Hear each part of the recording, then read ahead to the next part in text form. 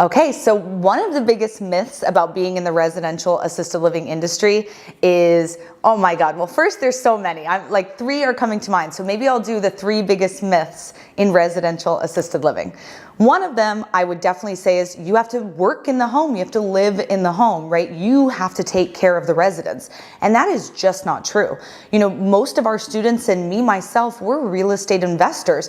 I'm not equipped to take care of seniors, you know, one-on-one, to be in the home, to do any of the things that the caregivers are licensed and trained to do. So you absolutely do not have to work in the home and or live in the home. You need to stay in your core genius zone, which as a business owner, as an entrepreneur, as an investor, is probably not in working with the seniors. It's more than likely sitting in that owner's box, you know, being the true owner and operator of the business, running things from a more passive, hands-off perspective, and letting the people who are licensed and trained and have the heart to work in the home, let them do their thing, let them be in the home. So one of the biggest myths is definitely, am I gonna have to work in the home? Am I gonna have to live in the home? I would say the next biggest myth in residential assisted living is that you have to be a medical professional. Again, absolutely not. If you're a business owner and operator, you do not have to be a medical professional, a doctor or a nurse. I will say this, if you are, it is a major marketing tool for you, and I want you to market your home as a doctor-owned home, you know, as a nurse-owned home. You paid for those initials, let's use them. Let's let them make you money, because someone, aka daughter Judy, who's searching for a home for their loved one, when they see it's a nurse-owned home, oh, you better believe they're going to want to choose your home over Joe Schmo real estate investor's home.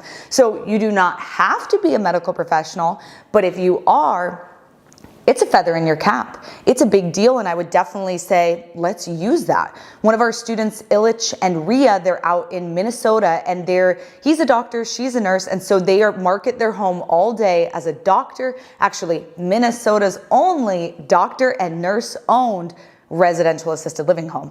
That's incredible and a really great tagline for them.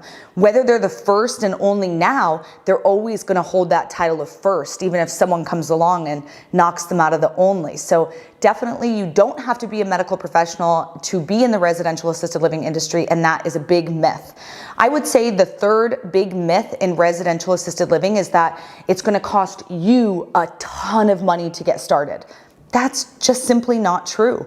You know, in our training, we show you how to, you know, raise capital, raise the funds, how to create your business plan. So when you get in front of those investors, those people who want to work with you, because guess what?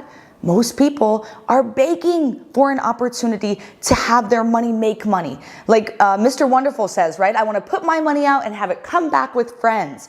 They want their money to be multiplying, and sitting in the bank, it's basically getting 0%. They're waiting for someone like you to come with an opportunity, with an investment that they can get excited about, that they know that the ROI is going to be good for them, and they're ready to work with you. It's about you being prepared, having all those steps in place so that when you get in front of them, you're bringing the value as well.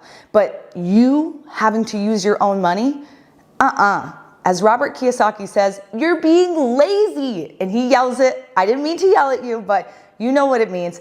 You're being lazy if you use your own money. You're not willing to think outside the box. You're not being creative. And you've got to break that method. Say, I'm going to be creative. I'm going to find another opportunity, another way to do this. And more than likely, you're not going to have to use much, if any, of your own money.